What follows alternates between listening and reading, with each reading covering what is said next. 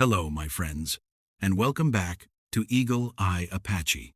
It warms my heart to see you gathered once more around our storytelling fire as we ride deeper into the third chapter of Where the Desert Remembers.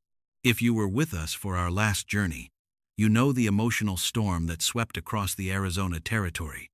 Silas Calloway, having returned from the dead, stood face to face with the man he thought had stolen his world, only to discover that Caleb Sterling's marriage to Elena was a sacred, unconsummated shield of honor, built to protect a starving mother and an Indian child from a merciless frontier.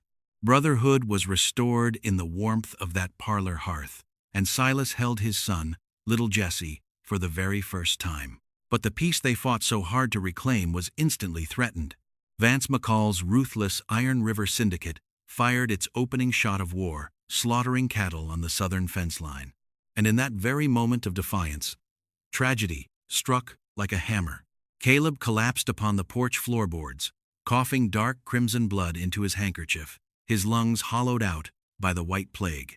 Now, with winter closing in and a dying brother resting inside the ranch house, Silas must take to the high rocks, becoming an unseen guardian angel over the family he loves. High above the valley floor, where the red sandstone of the Dragoon Mountains thrusts violently into the clouds, Eagle Mesa stood like an ancient, stone citadel, watching over the desert basin. The morning sun had just begun to crest the eastern rim of the world, bathing the towering limestone spires and sheer rock bluffs in breathtaking, shifting waves of cobalt, deep ochre, and burning amber. Up here, 600 feet above the creek beds, the mountain air was thin, pure, and cold enough to frost the whiskers on a man's chin. The wind blew constantly, whistling a lonesome, mournful song through the crevices of the crags and bowing the twisted branches of the ancient, stunted piñon pines that clung to the bare granite. Tucked beneath a massive overhang of red sandstone, invisible from the valley floor and shielded from the biting northern gales, Silas Calloway had established his solitary camp. It was the camp of a master scout. There was no sprawling canvas tent, no picket line that would kick up dust, and no fire that would give off a telltale column of white smoke. Silas had cleared a smooth, dry patch of red sand beneath the rock ledge, laying down a bed of fragrant juniper boughs covered by his heavy wool cavalry blanket and a buffalo hide. In a narrow, sheltered box canyon 20 yards behind the ledge, where a natural mountain spring trickled cold and sweet from a fissure in the living rock, his buckskin stallion stood content, grazing on dried bunchgrass and mountain clover, its hooves muffled by the soft sand. From this hidden vantage point, the entire world was laid out before Silas's sharp, dark eyes like a living map. He could see the vast, golden expanse of the Blackwood Meadows stretching out toward the south. He could track the silver, winding course of Whispering Creek as it carved through the cottonwood groves. And in the center of the valley basin, looking no larger than a child's toy from this great height, sat the sturdy pine log ranch house and the split-rail corrals of the Sterling spread. Silas knelt on one knee at the edge of the rim, his brass 3-draw field telescope resting steadily against a weathered boulder. His long raven hair was tied back with a strip of deer hide, revealing the chiseled, bronze lines of his jaw and the hard, vigilant intensity in his riverstone eyes. Across his lap lay his Winchester repeater, its walnut stock oiled, its iron lever resting ready, while around his chest hung the heavy cartridge bandolier and his mother's sacred medicine pouch. He was a man divided, carrying 2 ancient traditions in his veins, and on this high mesa, both were working with lethal, perfect harmony.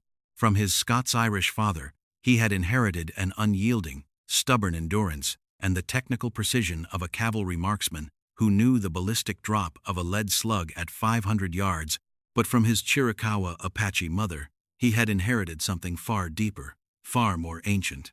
The ability to become one with the earth, to read the living breath of the wilderness, and to see what other men walked right past. To the white cattlemen and the hired town deputies, the desert was a vast, empty wasteland of rock and thorns. But to Silas, every square yard of this valley was a story written in dirt, stone, and wind. He lowered the telescope, his dark eyes scanning the southern approaches where the stage road crossed the lower arroyos. He saw the subtle signs that a careless eye would never notice. Half a mile below, a flock of desert quail, suddenly erupted from a thicket of scrub oak, their wings beating in frantic panic. 300 yards to the west, a column of red dust hung in the still morning air, not the wide, tumbling cloud of a wind-whipped dust devil, but the thin, sharp signature of 4 shod horses moving at a fast trot through dry gravel. Vance McCall's outriders were probing the perimeter. For 3 days, since the slaughter of the prize bull, the syndicate had been sending small squads of hired mercenaries to test the defenses of the Blackwood Ranch.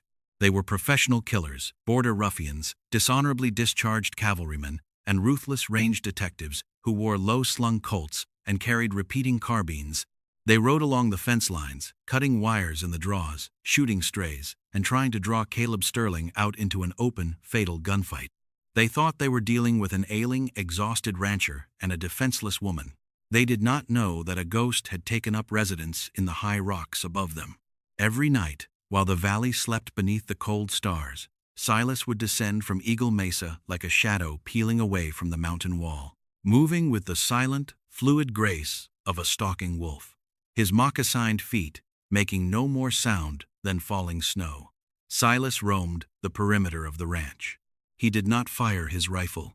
A gunshot would bring the sheriff, alarm Elena, and force a premature war before they were ready. Instead, Silas used the terrifying psychological warfare of his Apache ancestors. Along the narrow arroyos where McCall's riders liked to sneak under cover of darkness, Silas set invisible, non-lethal traps. He wove dry wild grapevine across the game trails at chest height, disguised with brush, ready to sweep an arrogant horseman out of his saddle. He balanced heavy cairns of river rock upon the sandstone ledges above the crossings, rigged with thin sinew cords, so that a single tug would bring a deafening avalanche of stone crashing down into the gulch, spooking the syndicate horses and driving them into headlong retreats. And at the southern boundary post, where McCall's men had spiked their burning brand into the wood, Silas had left his own unmistakable answer. He had removed their charred shingle, split it in half with his hunting knife, and driven it back into the post alongside a single, notched war arrow, fletched with the black and white tail feathers of a golden eagle, the ancient Chiricahua, warning of a scout who claims the ground. The message had worked. The hired guns were growing jumpy. Through his telescope, Silas watched the 4 riders halt at the southern fence line. The men sat high in their saddles, their hands resting nervously upon their rifle scabbards, their heads constantly darting toward the high rocks, sensing that unseen eyes were watching their every breath from the cliffs. After 5 minutes of tense, whispered consultation, the lead rider wheeled his mount around, and the squad retreated back toward the Blackwood Creek Road. Silas let out a slow, controlled breath, lowering the brass glass. The perimeter was secure for another morning. He turned his telescope toward the ranch house in the center of the green bottomland. The morning sun had finally cleared the rim, spilling a warm, liquid gold light across the wide porch and the front yard. Silas adjusted the focus of the brass lens, and his heart gave that familiar, painful leap inside his ribs that made every warrior's instinct melt into pure, agonizing tenderness. The heavy oak front door of the ranch house swung open. Elena stepped out onto the porch, carrying a wooden basket of dried corn to feed the chickens in the side yard. Through the clear magnification of the glass, Silas could see every detail of her face, as clearly as if he were standing 5 feet away. She was wearing her working dress of faded blue calico, a thick gray woolen shawl pinned neatly around her shoulders. The morning breeze caught the stray, honey chestnut curls at her temples, blowing them across her cheek, and she paused on the steps, lifting her face toward the warm sun with a quiet, resilient grace that took Silas's breath away. She turned her head slowly, her hazel eyes looking directly up toward the towering, jagged heights of Eagle Mesa. She could not see him. He was buried deep in the shadows of the rock overhang, perfectly camouflaged against the ochre stone. Yet, Elena stood on the porch steps for a long, still moment, her hand rising to her throat to touch the silver and turquoise amulet hidden beneath her dress. She looked up at the high cliff, as if her soul knew exactly where he sat, sending her love and her prayers up the mountain on the wings of the morning wind. Silas's chest tightened with an ache so profound, so exquisite in its agony, that he had to grip the cold stone of the ledge just to steady himself.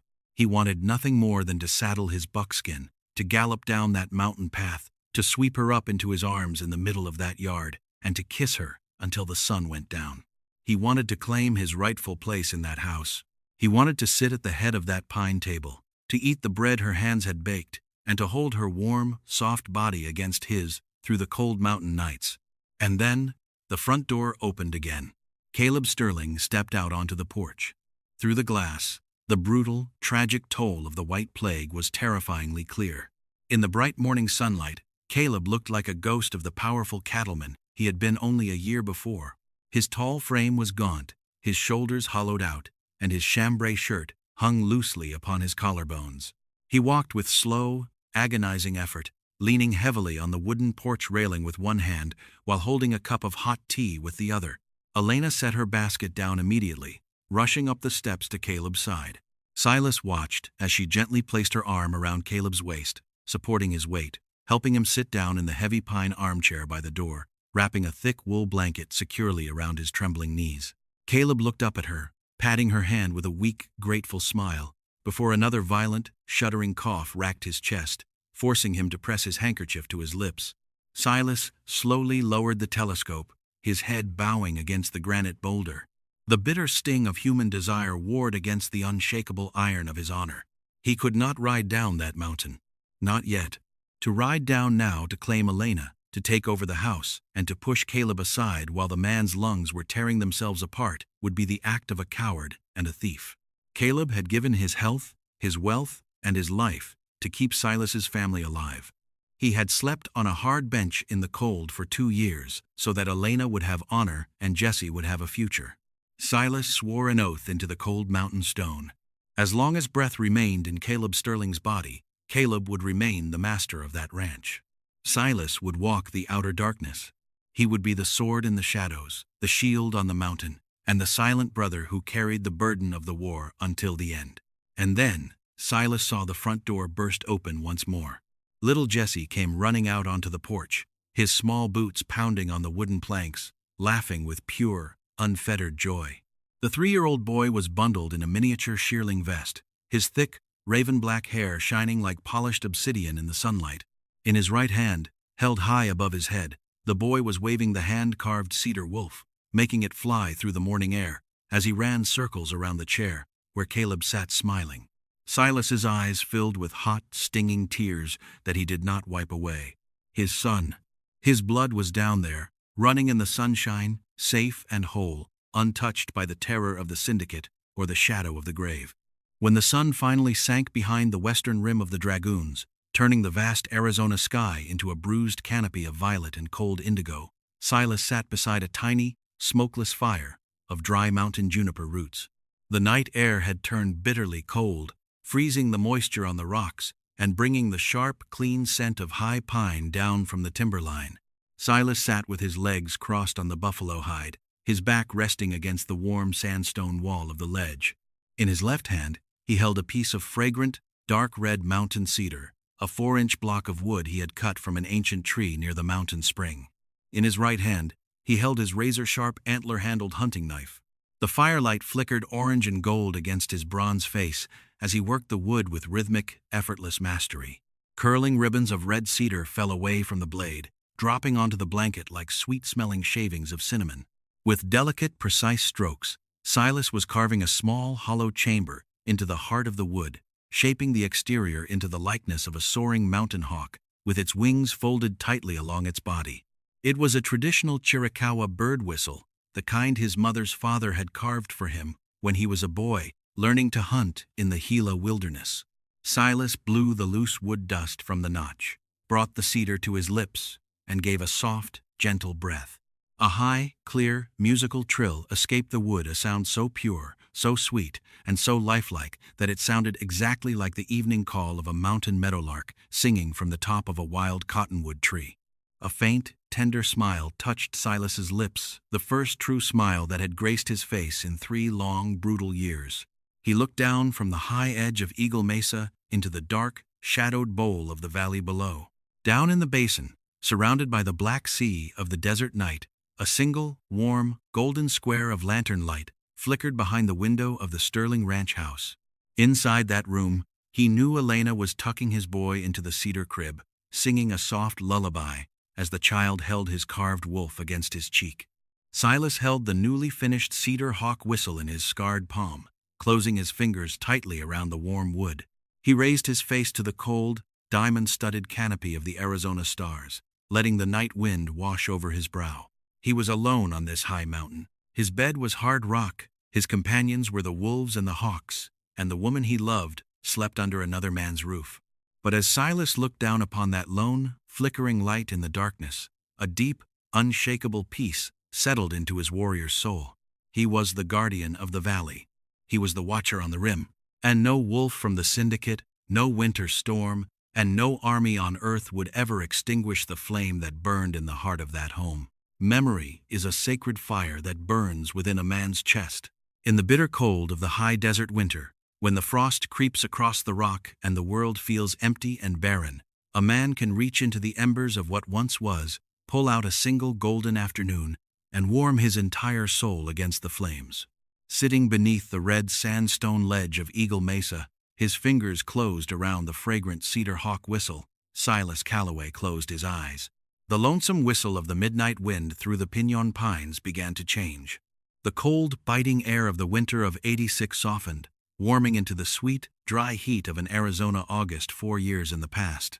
The smell of frost and snow dissolved, replaced by the intoxicating, heavy perfume of sun-baked granite, wild-blooming honeysuckle, crushed mountain mint, and sweet cedar boughs.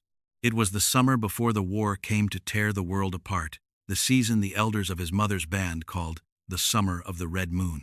In those days, before the blue-coated cavalry officers demanded his eyes and his tracking skills, Silas had known a paradise so pure that it felt as though the Great Spirit had carved out a secret sanctuary in the heart of the Dragoon Mountains just for him and Elena. Deep within a hidden, winding box canyon that only the Chiricahua people knew, a place where the limestone cliffs soared 500 feet into a sky of brilliant, unblemished turquoise, lay a secret mountain grotto. Fed by an ancient, underground spring that bubbled straight from the living heart of the granite mountain, a crystal-clear waterfall tumbled 40 feet down a moss-covered cliff face. It cascaded into a wide, deep pool of liquid emerald, its surface shimmering in the golden sunbeams that filtered through the lush canopy of wild walnut trees, weeping willows, and blooming elderberry. The air inside the canyon was cool and misty, filled with the constant, musical roar of falling water and the fragrant, sweet perfume of damp moss and wild river ferns. On that breathless, golden afternoon, the canyon had belonged to them alone. Silas remembered watching Elena from the shade of the willows. She was 19 years old, radiantly alive, and unburdened by the sorrow that the frontier would later heap upon her shoulders. She had kicked off her heavy leather boots and stockings, leaving them on a flat river rock, and stood barefoot in the soft, cool sand at the water's edge. She wore a simple, sleeveless dress of unbleached cream linen that she had sewn herself, the light fabric clinging softly to the graceful curves of her slender waist and the gentle swell of her hips. Her long, thick honey chestnut hair was unbound, tumbling down past her waist in wild, sun-streaked waves that caught the golden afternoon light like spun amber. She was laughing a bright, lilting musical sound that echoed off the towering red rock walls, outshining the song of the waterfall. Silas had been teaching her the art of the scout, the ancient, quiet wisdom of reading the signs of the earth that his mother had taught him when he was a boy running along the Gila River. "You're walking too heavy, little bird," Silas had teased, his deep, rumbling baritone laced with an easy, playful warmth that he showed to no other living creature on earth. He had stepped out from the shadow of the walnut trees, moving with the silent, fluid grace of a mountain panther, his tall, muscular frame bare from the waist up, his bronze skin glistening with a light sheen of summer sweat. Elena had turned, placing her hands on her hips with that fierce, defiant tilt of her chin that always made his heart skip a beat. "I am not walking heavy, Silas Calloway," she had protested, her hazel eyes dancing with mischievous green fire. "I am walking like a proper lady. And besides, those birds of yours are far too clever for their own good." Silas had smiled a wide, rare, breathtaking smile that transformed his fierce, chiseled warrior's face into something exquisitely tender.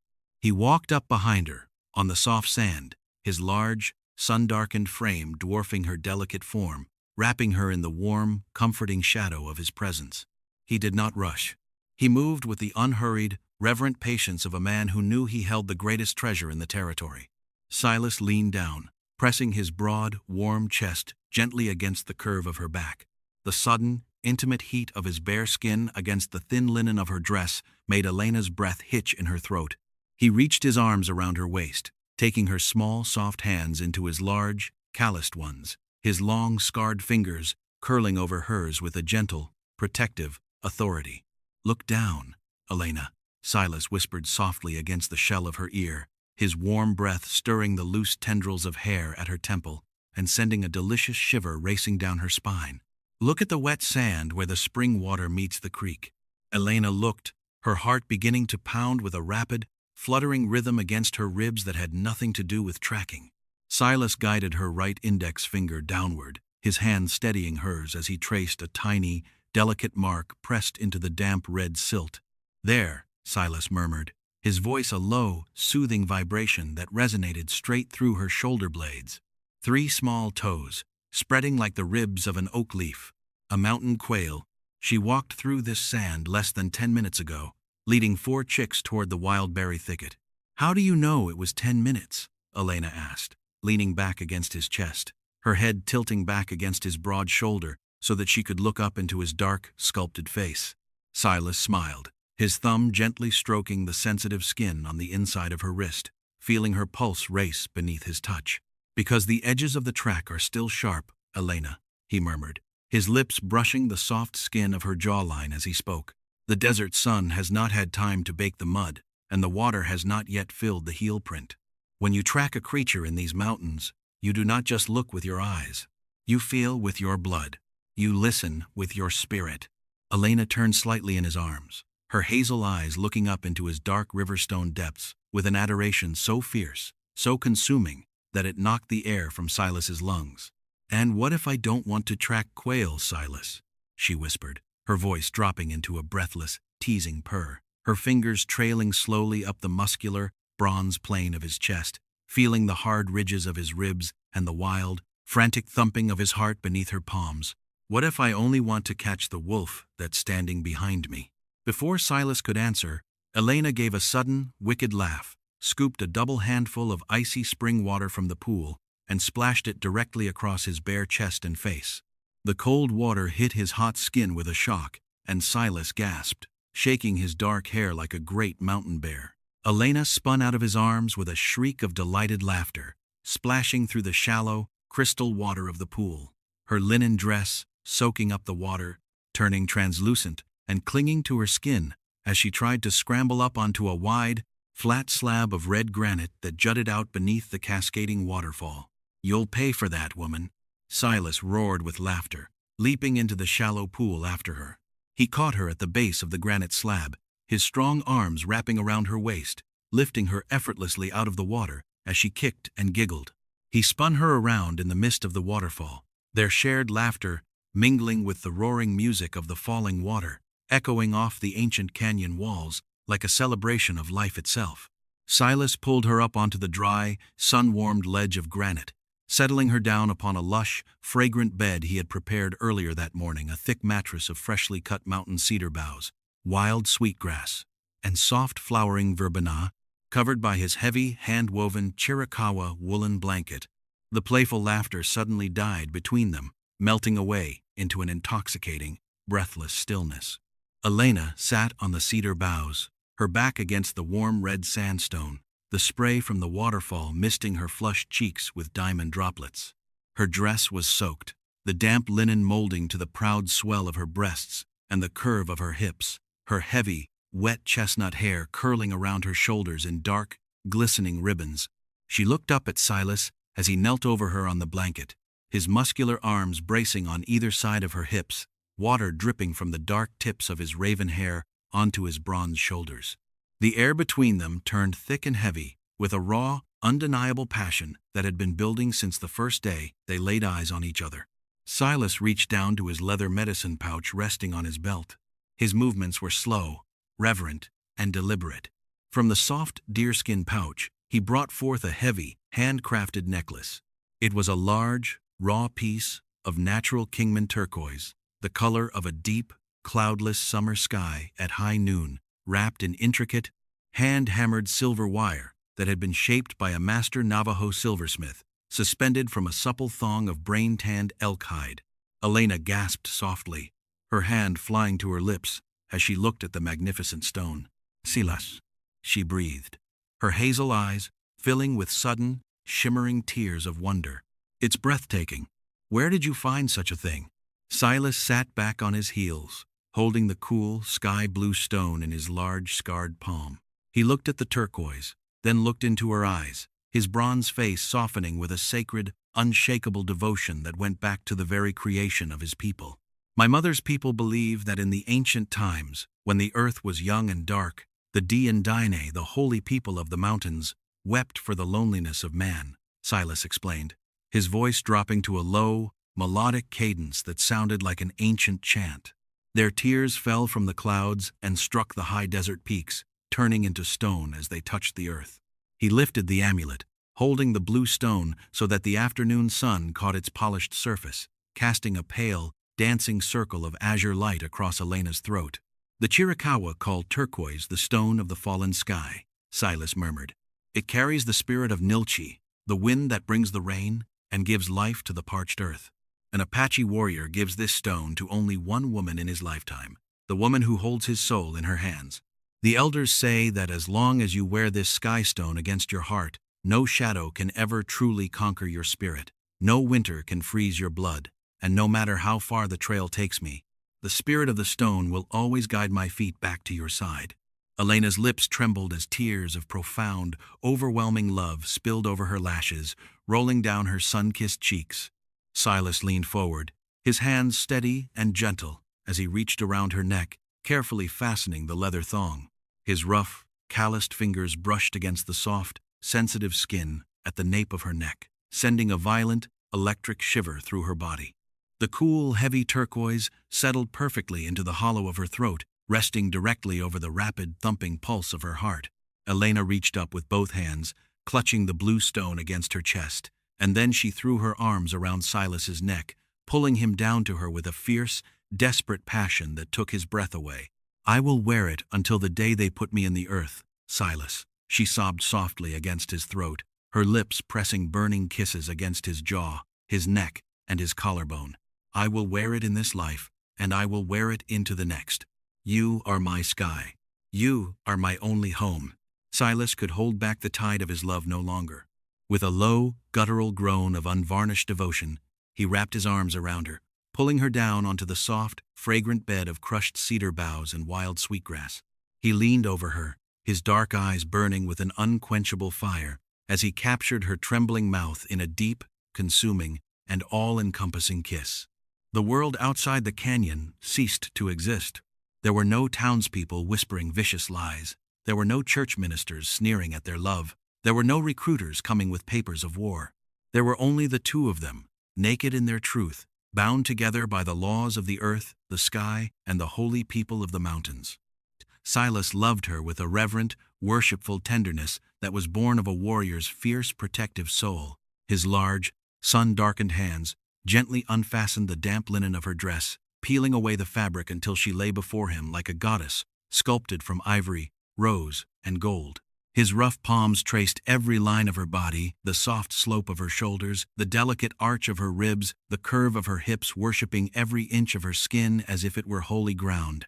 Elena arched against his touch, her fingers tangling frantically in his long raven hair, pulling him closer, whispering his Apache name into the warm, misty air as wave after wave of breathless, overwhelming ecstasy swept through her.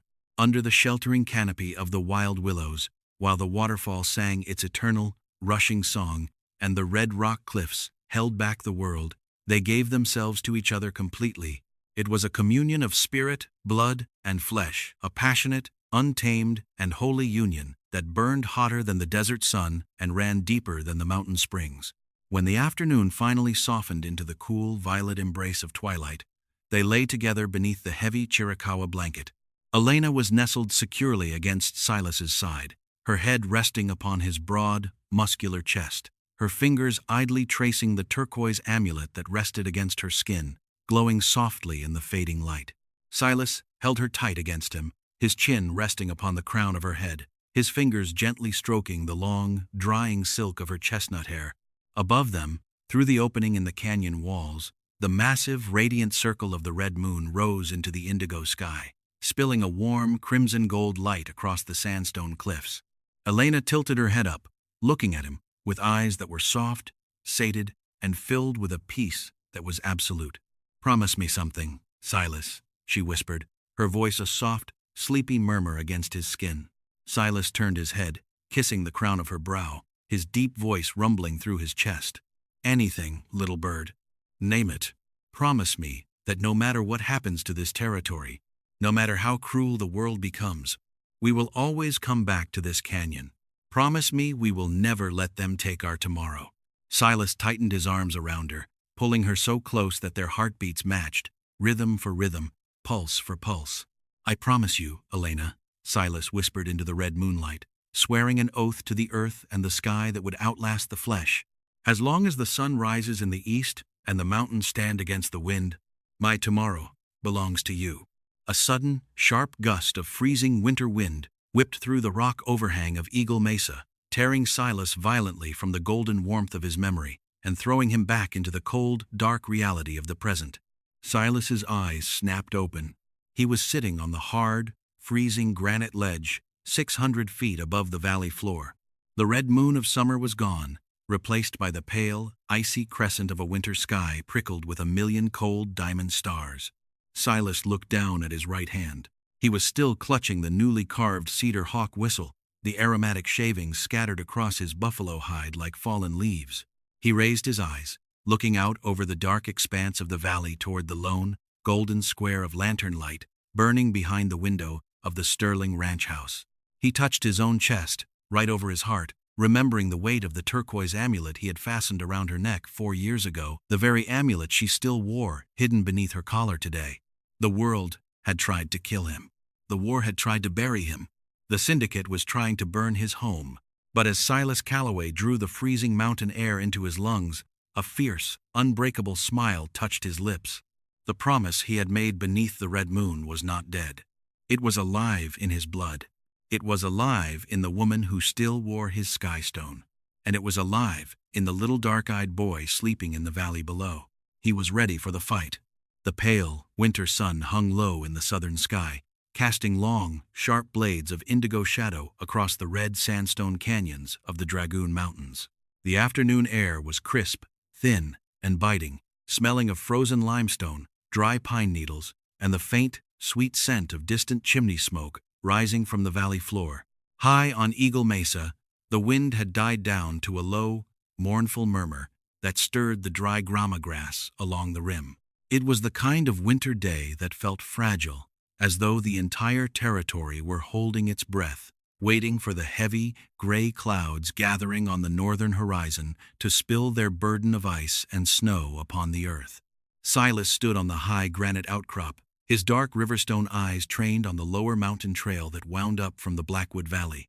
Half a mile below, picking its way through the loose gravel and jagged boulders of the switchbacks, a solitary horseman was ascending the mountain. It was a bay gelding Caleb Sterling's favorite saddle mount, but the animal was not moving with its usual brisk, powerful stride. It was walking slowly, with a careful, hesitant rhythm, its head low, as if the horse itself understood that the man in the saddle was barely holding on to the reins. Silas did not wait.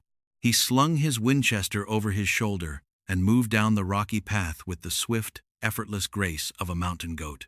He met the horseman 100 yards below the mesa rim, where the trail passed through a narrow fissure in the sandstone walls.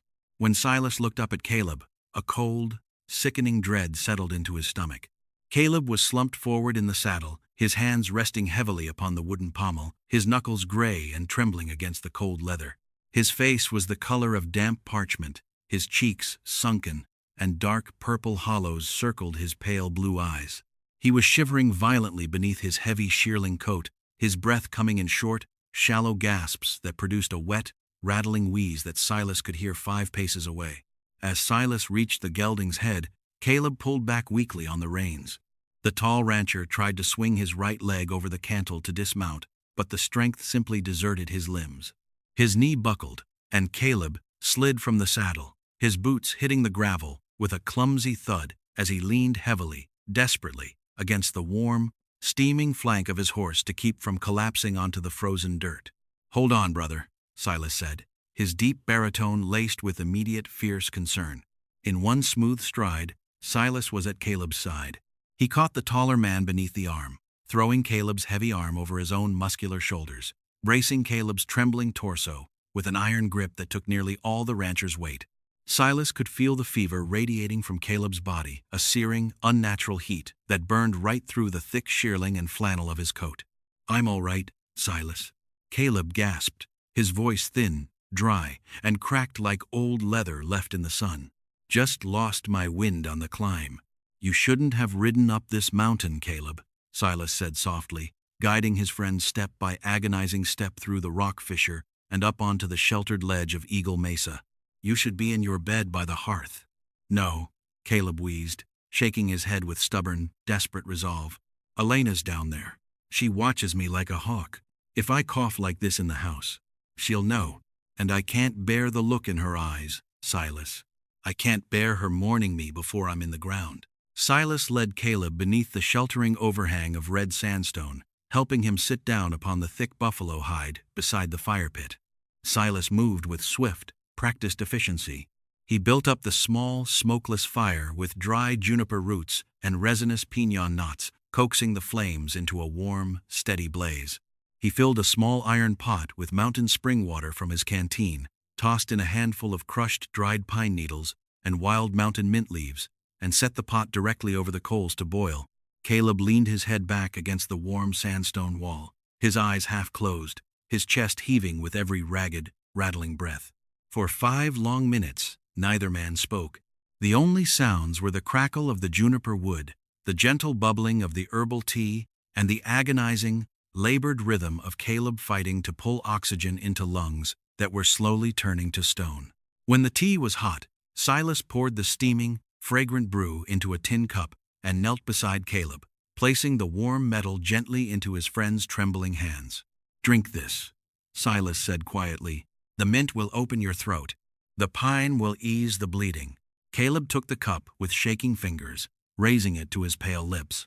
He drank slowly, the hot herbal steam rising into his face, washing some of the gray, deathly pallor from his features. He swallowed with difficulty, letting out a long, shuddering sigh as the warmth spread through his chest.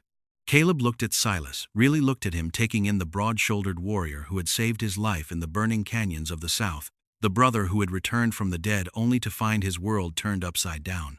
"The doctor came out from Tucson 2 weeks before you rode into town, Silas," Caleb said, his voice dropping into a quiet, solemn cadence that sounded like the final confession of a condemned man. "An army surgeon I served with during the border campaigns.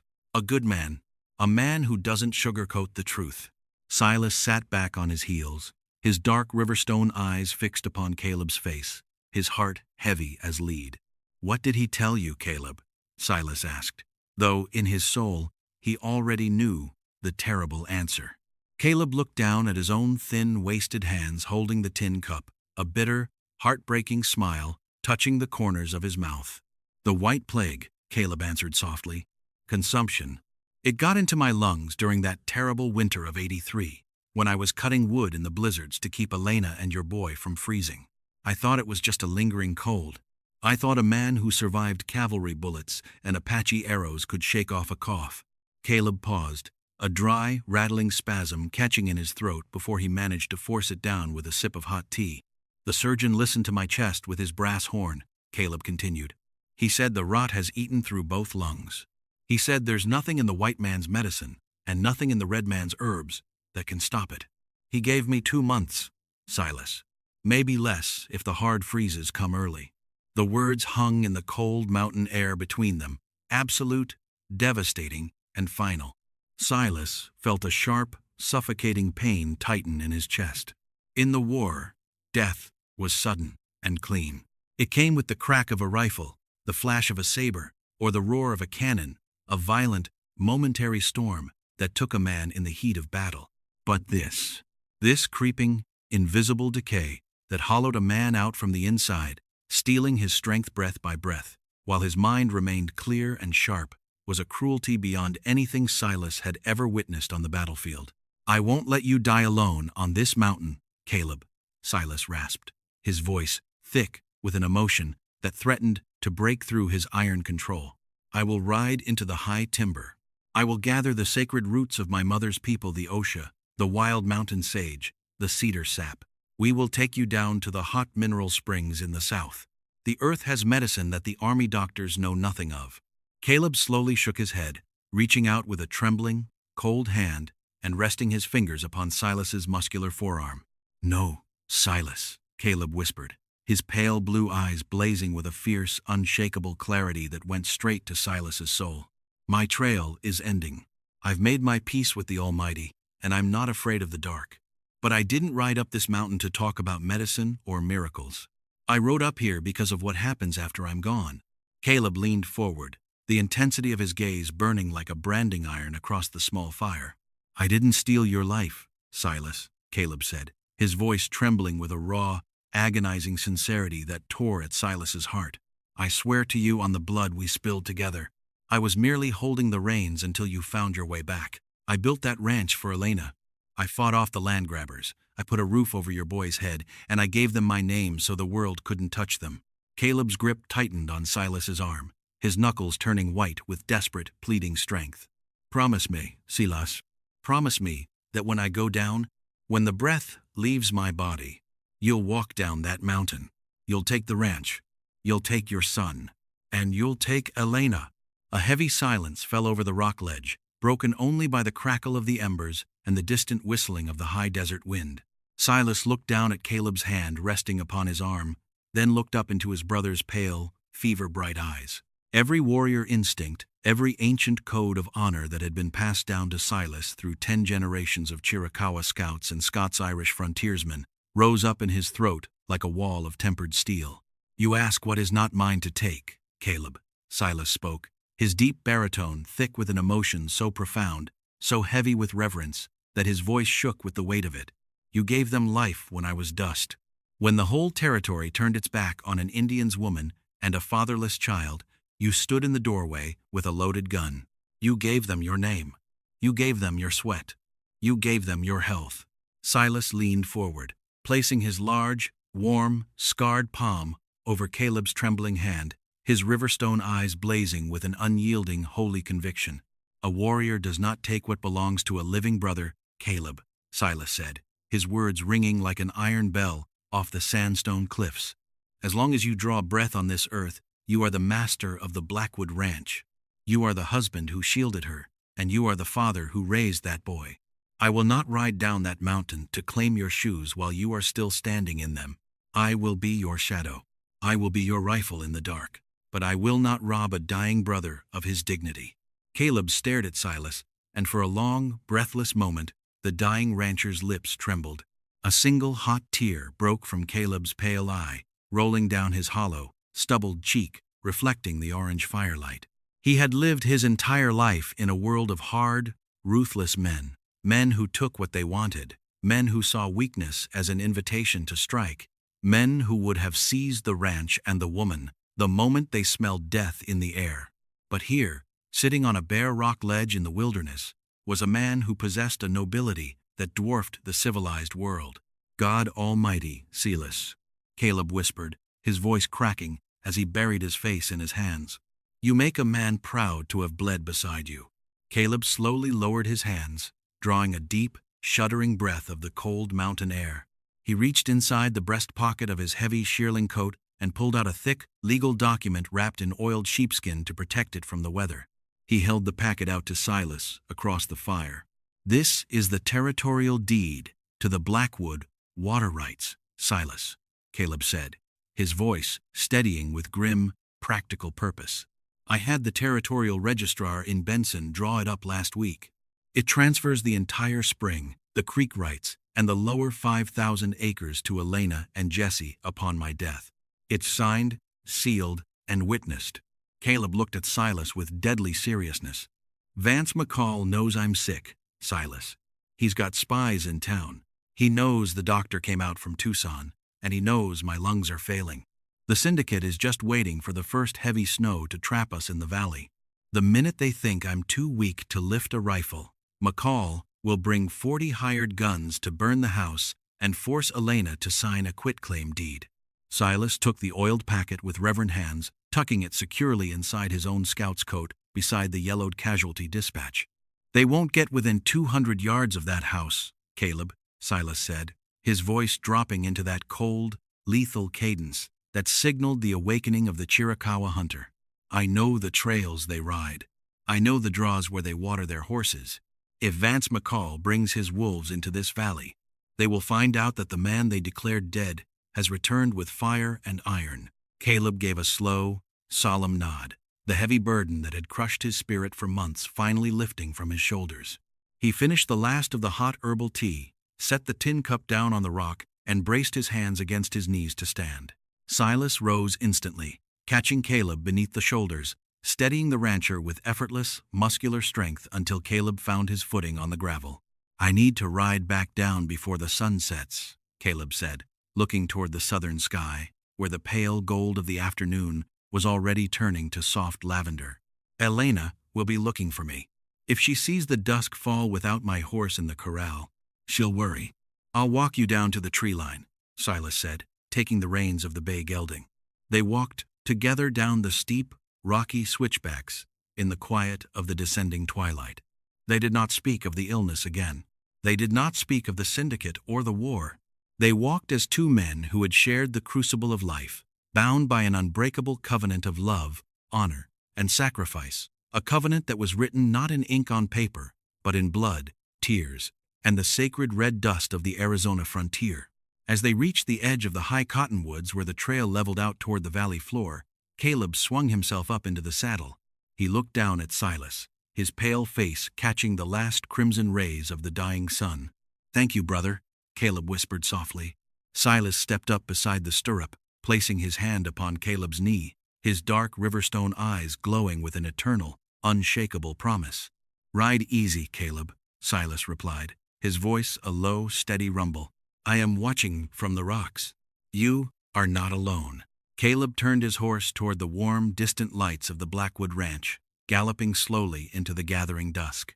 Silas stood at the edge of the timber, watching until the silhouette of his brother-in-arms was swallowed by the blue shadows of the valley, unaware that before the next dawn broke, a merciless winter storm would descend upon the mountains, bringing with it a crisis of life and death that would push their love, their honor, and their very survival to the absolute brink. The sky above the Dragoon Mountains did not simply darken, it turned the color of bruised iron, heavy and suffocating with the threat of a violent, merciless storm. By late afternoon, the crisp winter stillness had been torn to pieces by a rising norther that howled down from the high, jagged Chiricahua peaks like a legion of screaming demons. The temperature plummeted with terrifying speed, dropping 30 degrees in less than an hour, freezing the mud in the yard into jagged ridges of solid stone. And then, the snow came. It was not a gentle, drifting blanket of white. It was a howling, blinding monster of ice and wind, a true Arizona mountain blizzard that erased the world in a swirling vortex of freezing whiteout. Within 2 hours, 3 feet of heavy, drifting snow had buried the valley floor. The split-rail fences disappeared beneath massive white dunes. The great ponderosa pines groaned and bowed under the crushing weight of the ice, and the sturdy, 2-story log ranch house of the Blackwood spread was transformed into an isolated island in the middle of a frozen, roaring sea. Inside the house, the walls groaned against the ferocious assault of the gale. The wind hammered against the thick timber logs, whistling through the chinks, rattling the heavy glass window panes with such violent force that it sounded as though phantom fists were trying to batter their way inside. Elena Whitfield knelt before the great stone hearth in the parlor, her face pale and taut with an anxiety that seemed to claw at her throat. She shoveled heavy chunks of dry mountain oak onto the roaring flames, but no matter how high the fire leaped, the bitter, icy draft, creeping beneath the doors and down the wide stone chimney, kept the room shivering in a cold, unnatural gloom. Suddenly, from the kitchen hallway, a horrific, wet, tearing sound echoed through the house. It was followed immediately by the dull, heavy crash of a body striking the pine floorboards. "Caleb," Elena cried, dropping her iron poker and scrambling to her feet, her skirts rustling frantically as she ran toward the sound. She found him collapsed on his hands and knees beside the pantry door. The sudden, catastrophic drop in barometric pressure and the freezing draft penetrating the house had torn the last fragile vessels in Caleb Sterling's diseased lungs wide open. The tall rancher was doubled over, his chest heaving with violent, spasmodic convulsions that shook his entire frame from his shoulders to his boots. A thick, dark river of arterial blood was pouring from his mouth and nose, splashing onto the floorboards in steaming crimson pools. His skin had turned a sickening, translucent shade of gray-blue, drenched in a cold, oily sweat, his pale blue eyes rolling back into his head as he fought with every ounce of his remaining strength just to pull a single shred of air into his drowning lungs. "Hold on, Caleb. Oh God, hold on." Elena sobbed, dropping to her knees in the blood, wrapping her arms around his chest, using all her strength to lift his heavy torso from the floor. She hauled him, inch by agonizing inch, toward the small bedchamber at the back of the house. Caleb was completely incapacitated, his limbs heavy as dead timber, his breath coming in a sickening, gurgling rattle that sounded like water boiling in a closed kettle. With a desperate, adrenaline-fueled strength born of pure frontier survival, Elena managed to heave the 6-foot rancher onto the bed, propping his head and shoulders high upon 3 feather pillows so the blood would not choke him in his sleep. She washed his face with cold water, pressed clean linen cloths to his bleeding lips, and spooned a few drops of laudanum between his clenched teeth to ease the agonizing spasms in his chest. Caleb's eyelids fluttered weakly, his fever-bright eyes fixing on Elena for only a fraction of a second. His trembling, blood-stained fingers weakly brushed against her sleeve, his lips moving without sound before his head rolled to the side, slipping into a deep, feverish, and terrifying state of semi-consciousness. Elena backed out of the room, her hands covered in his blood, her heart pounding with a deafening terror. She knew the brutal truth of the frontier. Blackwood Creek was 10 miles away through impassable mountain drifts. No doctor in the territory could ride through a storm this ferocious, and even if a physician stood in the room, there was nothing the white man's medicine could do for a man whose lungs had surrendered to the white plague. Caleb Sterling was dying, and she was alone. And then, from the small nursery across the parlor, a sound tore through the howling roar of the blizzard that struck Elena with a horror 10 times worse than the sight of Caleb's blood. It was a cough. But it was not the deep, wet rattle of consumption. It was a harsh, dry, brassy bark, a terrifying, hollow sound that sounded like the bark of a wild coyote trapped in an iron snare. It was followed immediately by a high-pitched, whistling crow as small, desperate lungs fought to suck air through a throat that was rapidly swelling shut. Mountain croup, the black dread of every frontier mother who had ever raised a child in the high country. Elena's blood turned to ice in her veins. She sprinted across the parlor, bursting through the nursery door, and threw herself down beside the handcrafted cedar crib. "Jessie," she cried, her voice cracking with pure maternal terror. Little Jessie was thrashing violently beneath his patchwork quilt. The 3-year-old boy's face was flushed a terrifying, fiery crimson, his thick raven hair soaked with burning sweat, his small bronze chest heaving with desperate, frantic contractions that sucked the skin tight against his ribs. His lips, normally so soft and pink, had begun to take on a faint, terrifying tint of pale blue around the edges. When the boy saw his mother, his dark, almond-shaped riverstone eyes widened with the frantic, uncomprehending panic of a child who is suffocating in the dark. He reached out his tiny, trembling arms toward her, his small fingers still weakly clutching the hand-carved cedar wolf, and tried to cry out, "Mama, Mama, it hurts. I can't breathe." The words ended in another violent, barking spasm of coughing that arched the boy's back off the mattress, a desperate, whistling gasp whistling in his swollen windpipe as he struggled for air. Elena scooped her son up into her arms, pressing his burning body against her chest. His fever was scorching hot as a stove lid, radiating a dry, terrifying heat that burned through the cotton of her dress. She rocked him frantically, burying her face in his damp black curls, weeping openly as she felt the rapid, fluttering beat of his little heart racing like a trapped bird against her ribs. "I'm here, baby.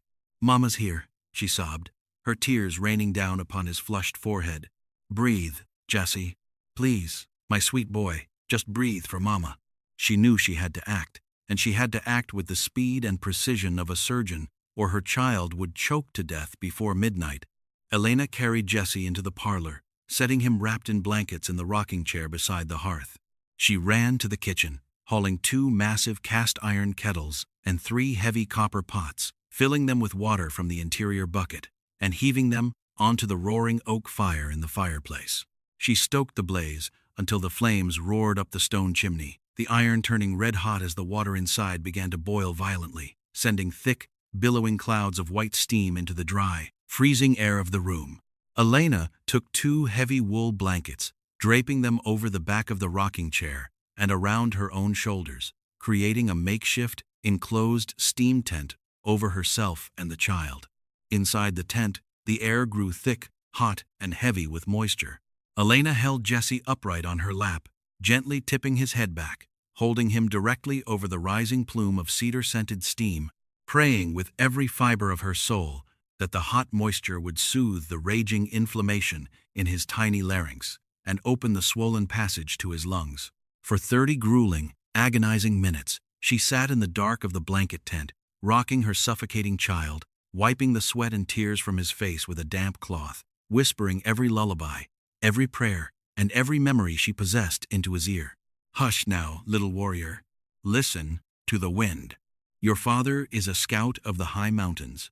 He rode through the fire, he walked through the valley of shadow, and his blood is in your veins. You are strong, Jesse. You are Silas's son. You fight this storm, my baby. You fight."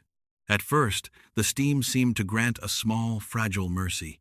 The harsh, brassy barking softened, and the whistling stridor in Jesse's throat loosened slightly, allowing the boy to pull 3 or 4 deep, ragged breaths of warm, moist air into his lungs. He slumped against Elena's chest, his burning cheek resting against her collarbone, his heavy eyelids fluttering shut as exhaustion overwhelmed his small body. Elena let out a long, shuddering sob of relief, leaning her head back against the chair, thinking that the worst of the crisis had passed. She did not know that mountain croup is a treacherous, deceitful beast that saves its most lethal venom for the midnight hours.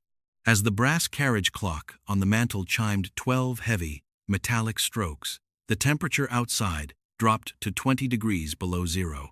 The blizzard reached the peak of its howling fury, slamming against the north wall with a roar that shook the very foundations of the house. And in that freezing midnight hour, Jesse's fever spiked to a catastrophic height. The child suddenly convulsed in Elena's arms, his small body stiffening like a wooden board. His eyes snapped open, but they were unseeing, glazed, dilated, and rolling back into his head with the wild, terrifying delirium of a brain burning with fever. His teeth began to chatter violently, his skin turning from dark bronze to an ashen, mottled gray, and a harsh, choking rattle tore from his throat. The swelling in his larynx had returned with a vengeance, cutting off the airway almost completely. The boy could no longer cough. He could only make a faint, high-pitched, strangled squeak as his chest heaved frantically, his little fingernails digging into Elena's wrist in a blind, instinctual panic for air. Elena threw off the wool blanket tent, gasping in horror as she looked at her son's blue lips and gasping mouth. "No, no, God, please, not my baby." She screamed into the empty house, her voice competing with the roar of the gale. She ran back to the nursery, grabbed cold water, and bathed the child's burning forehead, his chest, and his limbs, but the fever burned like an unquenchable furnace. The steam was no longer enough. The simple domestic remedies of a frontier mother had failed.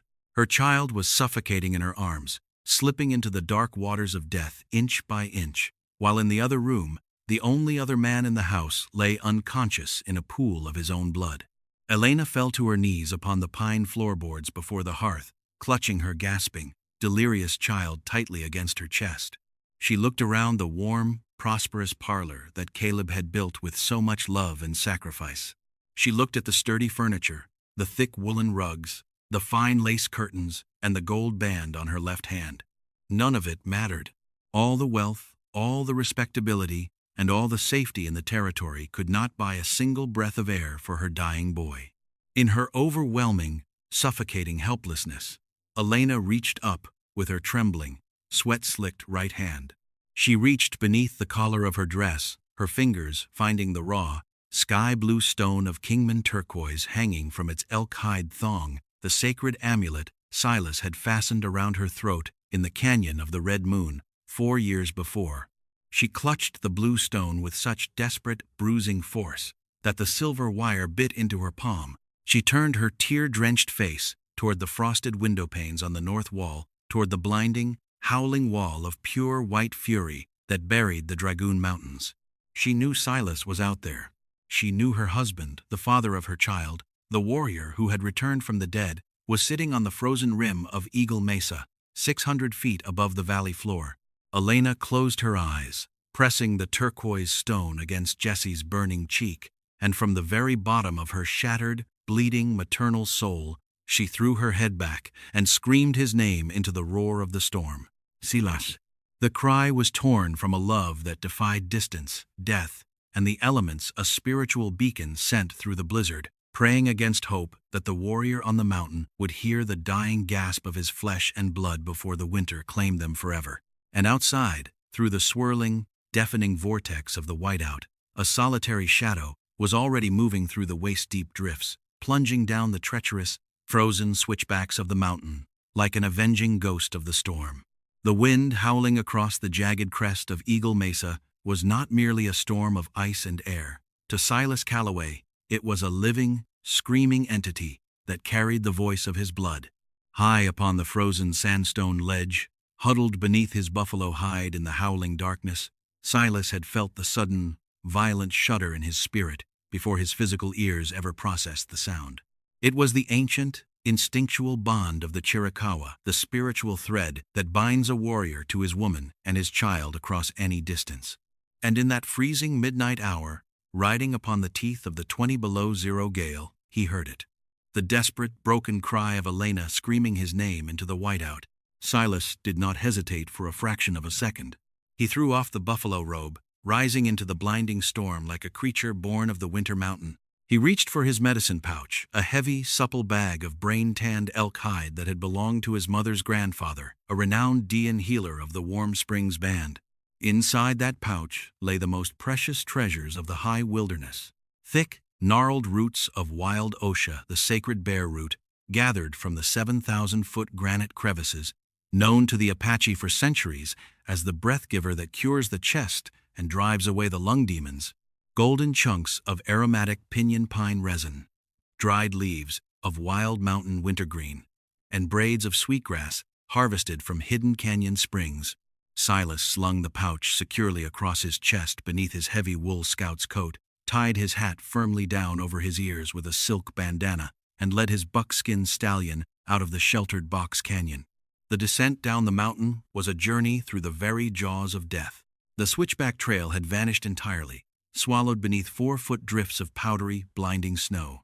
The wind screamed with such ferocious intensity that it threatened to tear a man from the rock face and hurl him into the black abyss below. Ice caked upon Silas's eyelashes, freezing his breath into jagged icicles against his jaw, while the cold bit through his heavy leather gloves like needles of liquid iron.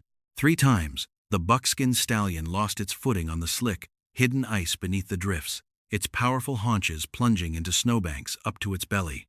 Silas dismounted into waist-deep snow, taking the horse by the bridle, using his own broad shoulders and iron-muscled legs to break a trail through the drifts. He moved by memory, by blood, and by the relentless, burning beacon of his son's dying breath calling to him from the valley floor. Where any civilized man would have frozen to death in 15 minutes, the Apache scout pressed forward, his mind focused with singular, lethal clarity upon the light of the Blackwood Ranch. Inside the ranch parlor, Elena knelt on the floorboards beside Jesse's crib, her entire body shaking with exhausted, terrified sobs. The 3-year-old child was slipping away. His lips had turned a dark, bruised plum color, his small bronze chest heaving with desperate, shuddering spasms that produced only faint, suffocating gasps. His burning skin felt like hot iron beneath her trembling fingers. His riverstone eyes rolled back in feverish delirium, his little hands clawing weakly at the air as his swollen throat closed shut. Suddenly, above the deafening roar of the blizzard hammering the walls, a massive, explosive crash shook the front of the house. The heavy 4-foot drift of snow banked against the front porch was violently kicked aside. The heavy oak front door flew open with a tremendous, shuddering bang, throwing a swirling cloud of powdery white snow and freezing 20 below air across the parlor floorboards. And through the doorway, framed by the swirling vortex of the raging whiteout, stepped Silas Calloway. He looked like an ancient mountain ghost returned from the land of ice. His long scout's coat was completely encased in a thick armor of white frost, his hat brim crusted in ice, his dark, raven hair whipping in the gale. But beneath his frozen brows, his dark riverstone eyes burned with a fierce, untamed, and unyielding fire that commanded the very shadows of the room to retreat. "Silas," Elena cried out, a sound of such profound, weeping relief that it tore the breath from her chest. Silas did not waste a single breath on words. He slammed the heavy oak door shut against the blizzard, throwing the iron bolt into place with a sharp clack. He stripped off his frozen leather gloves with his teeth, shed his ice-caked wool coat, tossing it into the corner, and kicked off his heavy boots. He crossed the parlor in 3 long, silent strides, his bare moccasins making no sound upon the pine boards. He dropped to his knees beside Elena at the foot of the crib, his large, warm hands instantly reaching out to take their suffocating child into his arms. Silas placed his ear against Jessie's burning, bronze chest, listening to the horrifying whistling rattle in the boy's narrowed windpipe. He touched the child's swollen, inflamed throat with gentle, sensitive fingertips, reading the sickness with the ancient diagnostic wisdom of his ancestors. "The throat is swollen shut by the cold air, and the fever is burning his water," Silas said, his deep baritone calm, steady, and filled with an absolute, unshakable authority that instantly cut through Elena's panic. "We have less than an hour before his breath fails completely. But we are going to save him, Elena. My grandfather's medicine has never failed a child of our blood." Silas turned, his dark eyes locking onto Elena with fierce, reassuring power. "Bring me the iron kettle of boiling water from the hearth," Silas commanded gently. "Bring a wide, deep ceramic bowl and every clean woolen blanket in this house. Move quickly, my love." While Elena sprinted to the kitchen, Silas opened his elk-hide medicine pouch. With his razor-sharp hunting knife, he sliced 3 thick, fragrant roots of wild osier into paper-thin shavings. He crushed a handful of dried wintergreen leaves between his scarred palms, releasing a sharp, sweet, mentholated perfume into the room, and added 2 small, golden nuggets of fragrant pinon pine resin. Elena returned, carrying the steaming iron kettle and a massive white ceramic wash basin, setting them upon the floorboards beside the crib. Silas placed the shaved osier root, the crushed wintergreen, and the pinon resin into the bottom of the ceramic basin. He took the kettle and poured the boiling mountain water directly over the herbs. Instantly, a thick, billowing cloud of rich, aromatic white steam erupted from the bowl. The air in the room was transformed. The bitter, stale smell of sickness and fear was replaced by the intense, spicy, earthy fragrance of the high mountain cliffs, a scent that smelled of wild pine forests, sharp medicine, and the clean, healing breath of the earth itself. Silas took 4 heavy woolen blankets, draping them over the tall cedar posts of the crib and pinning them with wooden pegs, creating an enclosed, domed healing tent that trapped the rising medicinal steam directly over the mattress. Silas stepped inside the wool tent, sitting cross-legged on the mattress, lifting little Jessie onto his bare, muscular lap. He held the gasping boy upright against his broad chest, holding the child's small chin up so that his nose and mouth were positioned directly above the rising plumes of herbal steam. "Breathe, my son," Silas whispered into the boy's dark hair, his voice dropping into a low, hypnotic, and sacred melody. And then, as the steam enveloped them in a warm, fragrant mist, Silas began to sing. It was not an English song. It was the ancient, sacred Goyath healing chant of the Chiricahua Apache, a prayer passed down through 1,000 generations, sung to the Diin-Dineye, the holy mountain spirits, and to the 4 winds of the earth. Silas's deep, resonant baritone vibrated through his ribcage, pressing directly against Jessie's small back, infusing the child's fragile, terrified body with the raw, spiritual power of his warrior father. "O spirit of the high mountain, breathe into this child. O wind of the south, carry away the burning fire. Let the breath flow, like the mountain spring. Let the blood run strong like the river through the canyon. Elena crawled into the small, steaming enclosure beside them, her heart overflowing with an adoration so profound it bordered on worship. She sat directly across from Silas upon the blankets, their knees touching, their shoulders pressed firmly together in the tight, warm space. For the first 10 minutes, the battle was terrifying. Jesse choked and gagged as the pungent, spicy OSHA steam penetrated his inflamed larynx. He coughed with violent, barking spasms that brought up thick, yellow mucus from his throat. But with every cough, the swelling in his small airway began to yield to the powerful, anti-inflammatory medicine of the root. Slowly, miraculously, the terrifying whistling stridor in the child's windpipe softened. The boy took a long, deep, unobstructed gasp of the herbal steam, his little chest expanding fully for the first time in 8 hours. His blue lips began to flush with healthy pink blood, his frantic thrashing subsided, and he slumped against Silas's chest, completely exhausted, his heavy eyelids closing as the healing sleep took hold. "His airway is open," Silas whispered, his dark riverstone eyes glistening with tears in the misty candlelight. "The medicine has broken the stranglehold, but now we must fight the fire in his blood."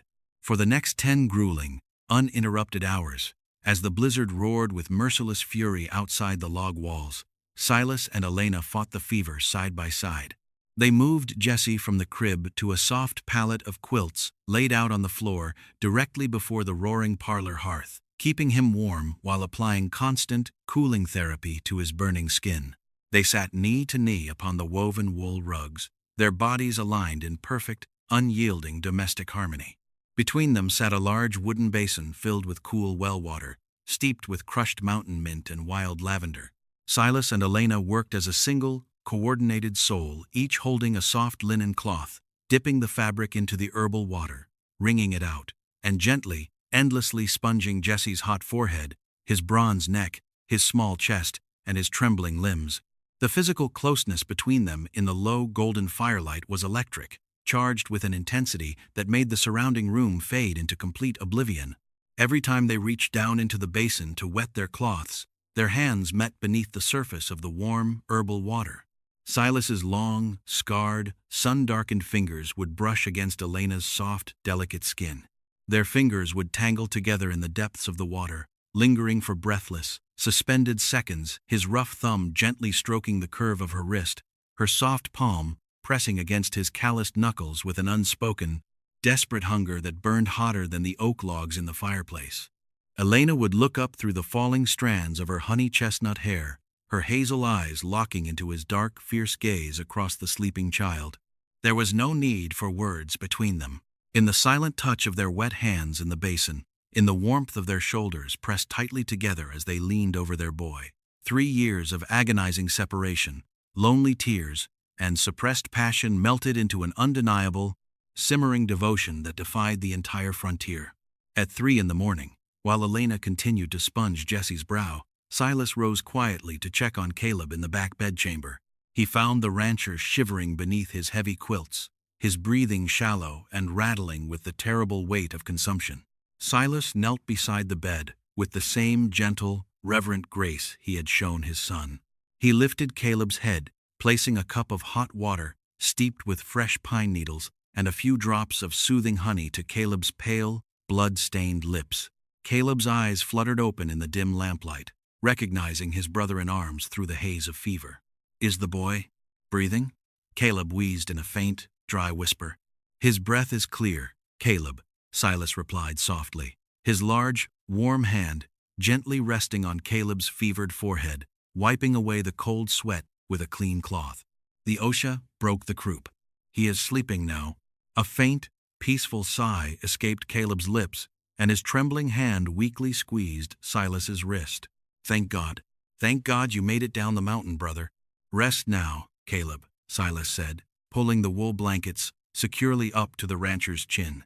"I am watching the house. I am watching our family." Silas returned to the parlor, sinking back down onto his knees beside Elena on the rug before the roaring hearth.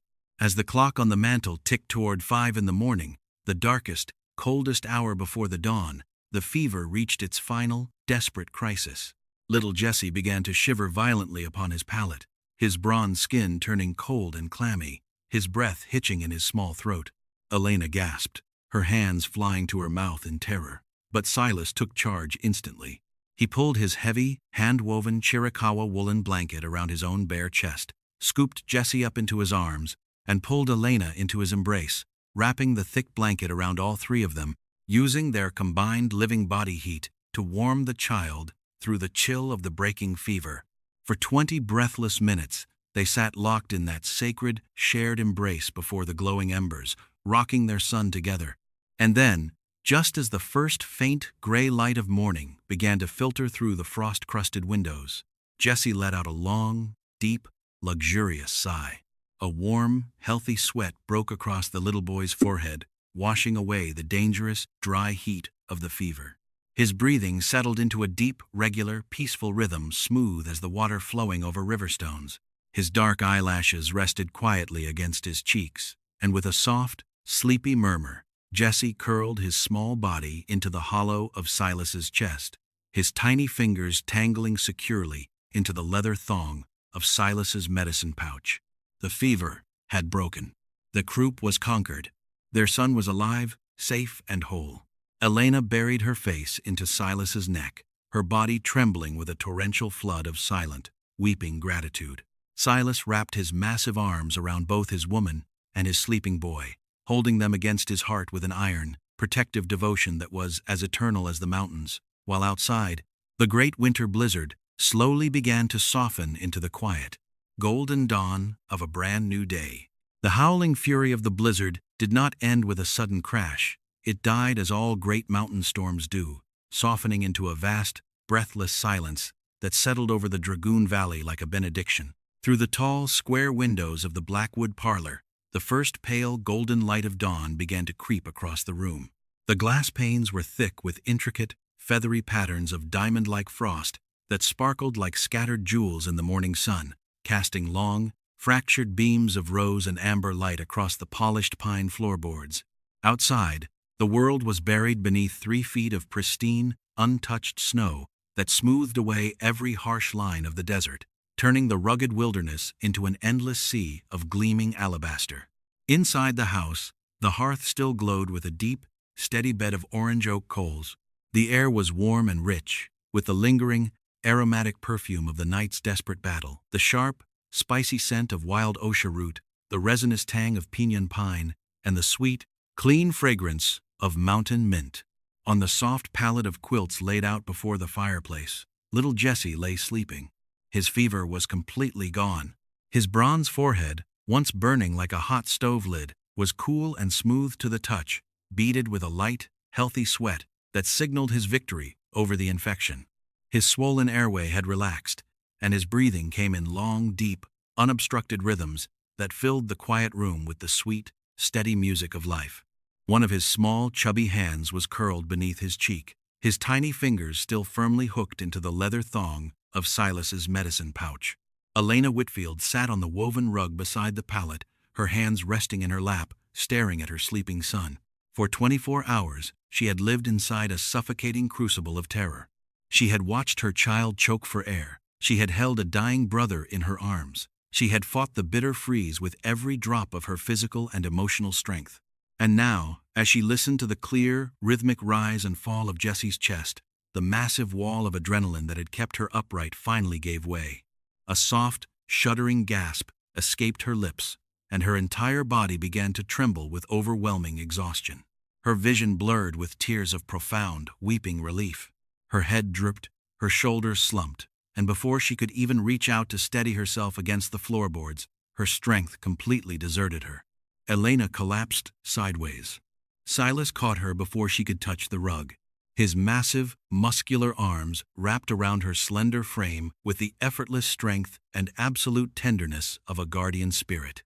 He pulled her gently onto his lap, drawing her exhausted, trembling body against his bare, bronze chest. Elena did not fight the darkness. She let out a long, ragged sigh that sounded like a child finally finding shelter after a long storm, burying her face into the warm hollow of Silas's neck. Her hands, limp and tired, curled into the deerskin fringe of his leggings, and within seconds, the heavy, healing sleep of pure emotional surrender claimed her mind. Silas sat motionless before the glowing hearth, his back straight against the stone, holding the woman he loved with a fierce, trembling reverence that went far beyond mortal romance. He felt the fragile, rhythmic rise and fall of her chest against his ribs.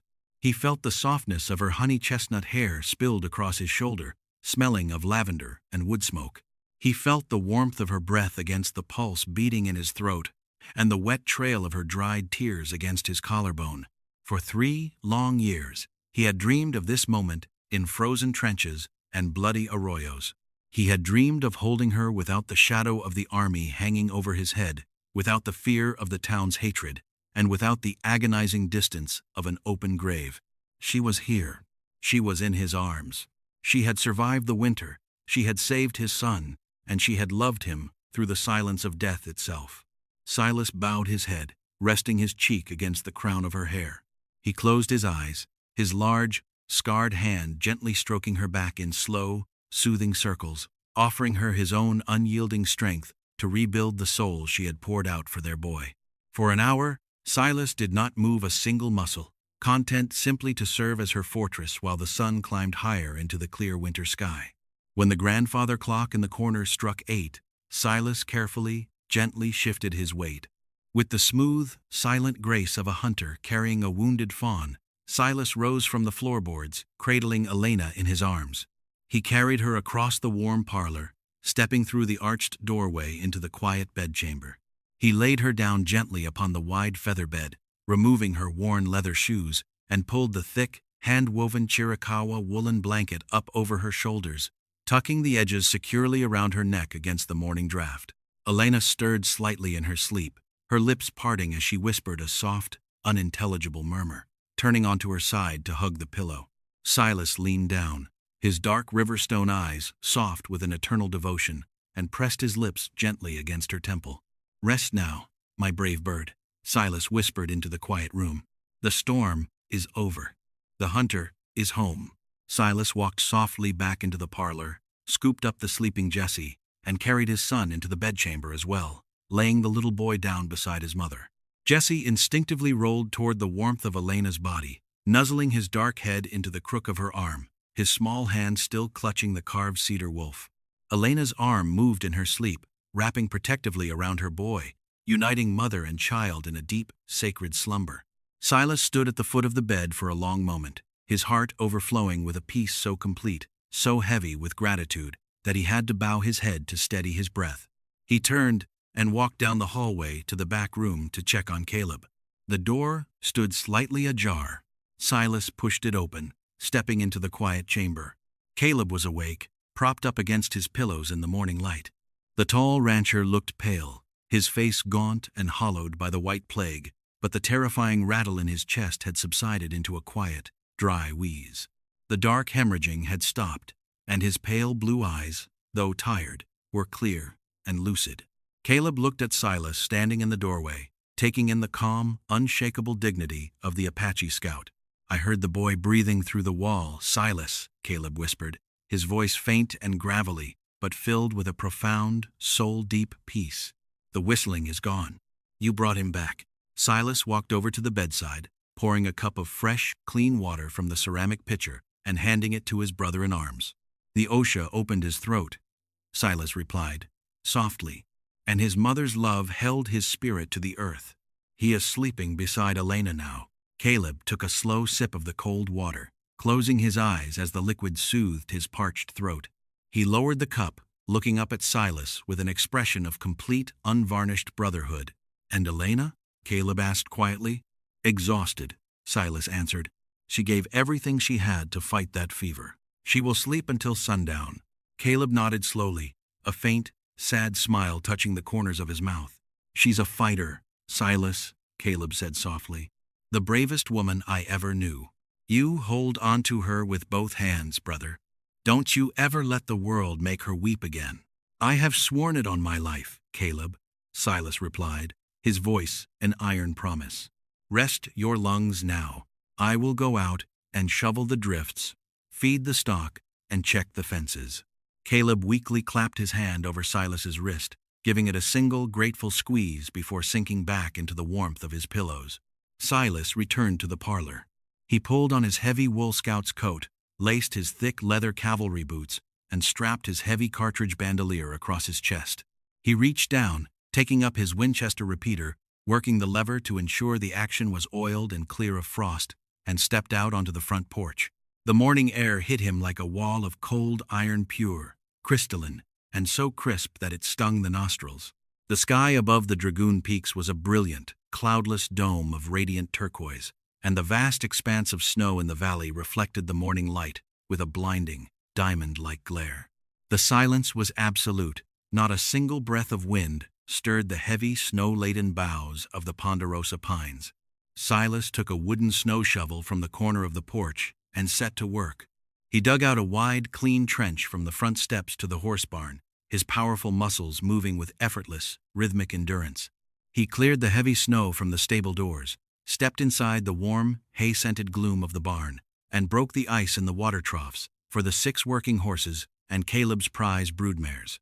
He tossed down generous flakes of sweet alfalfa hay, checked the stalls, and ensured the livestock were warm and secure. When the barn chores were finished, the scout's natural, vigilant instinct took command. Silas slung his Winchester over his shoulder and began walking the northern perimeter of the home pasture, where the fence line crossed the narrow mouth of the canyon trail leading up toward Eagle Mesa. He walked through waist-deep drifts along the split-rail fence, his hunter's eyes scanning the white expanse of the valley for any disturbance in the snow. And then, 50 yards from the main canyon gate, Silas stopped dead in his tracks. Every muscle in his body instantly went rigid as cold iron. The 4 strands of heavy, galvanized barbed wire running between the cedar posts had not simply collapsed under the weight of the snow. They had been cleanly, deliberately severed.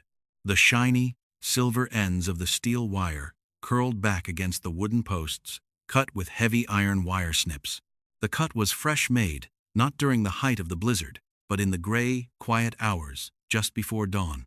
Silas knelt in the deep snow, his dark riverstone eyes narrowing to razor slits as he swept the powder away with a gloved hand, reading the story written in the frozen ground. Beneath the fresh surface crust, pressed deep into the packed ice of the trail, were 4 distinct sets of horseshoe tracks. They were not the tracks of wild mustangs or wandering territory cattle. They were the deep, heavy, iron-shod prints of large cavalry-grade horses carrying heavy men, heavy saddles, and iron weapons. Silas stood slowly, his senses heightening to a terrifying, lethal pitch. He looked at the direction of the tracks. The riders had not ridden into the valley to steal cattle and retreat. They had come down from the northern ridge under cover of the blizzard's blinding whiteout. 2 riders had circled around the eastern bluffs, taking up high sniper positions among the sandstone boulders overlooking the ranch house, while the other 2 had ridden to the western draw, cutting the telegraph line and sealing the southern exit to Blackwood Creek. They had surrounded the canyon. Vance McCall's Iron River Syndicate had used the great winter blizzard not as an obstacle, but as a weapon. They knew the ranch was snowed in, they knew no help could arrive from town, and they knew Caleb Sterling was bedridden and dying. They were in position, waiting in the rocks with rifles and torches, preparing to launch a brutal, coordinated midwinter raid to burn the Blackwood homestead to the ground the moment night fell upon the valley. Silas stood alone in the blinding white snow, the cold morning wind whispering through the pines above him. He reached down, his scarred thumb pulling back the heavy iron hammer of his Winchester with a slow, deliberate click that echoed off the frozen canyon walls. He looked back toward the chimney smoke, rising peacefully from the roof of the log cabin where Elena and his son lay sleeping in each other's arms. The fury of his Chiricahua ancestors, the untamed, lethal fire of a warrior defending his sacred sanctuary, ignited in Silas Calloway's blood with an intensity that burned hotter than 1,000 desert suns. The wolves had entered the canyon, and the ghost on the mountain was ready for the hunt. And so, my dear friends, we reach the edge of our seats as we close part 3 of Where the Desert Remembers here on Eagle Eye Apache. With the ranch surrounded by a dozen ruthless syndicate mercenaries, the telegraph wire cut, and the valley buried beneath 3 feet of snow, how will one lone Apache scout defend the woman he loves, the child he just saved, and the dying brother who sacrificed everything for them? What terrifying choices will Silas, Elena, and the ailing Caleb be forced to make when the first torch flies through the winter darkness. I want to know what you are feeling in your hearts tonight. If you were standing in Silas's boots, looking at those cut wires in the snow, what would your next move be? And how far would you go to protect the sanctuary you fought a lifetime to reclaim? Please, take a moment to leave your thoughts, your prayers, and your reflections in the comments below. Be sure to let me know where you are listening from, across our great land, whether you are gathered with your family, listening by the warm glow of your hearth, or tuning in under the quiet stars. Your presence and your words mean the world to our community. If this chapter touched your heart with the raw power of maternal courage, brotherly sacrifice, and the unbreakable fire of true love, please take a second to hit that like button, share this story with those who love classic frontier romance and honor, and make sure you are subscribed to Eagle Eye Apache with your notifications turned on. Join us very soon for Part 4, The Winter of the Wolf, where the cold snows of the Arizona high country will run hot with the ultimate defense of honor, love, and sacred blood. Until our trails cross again, my friends, keep the fire of courage burning in your souls, hold your loved ones close, and may God watch over you and keep you safe until we meet again. Good night.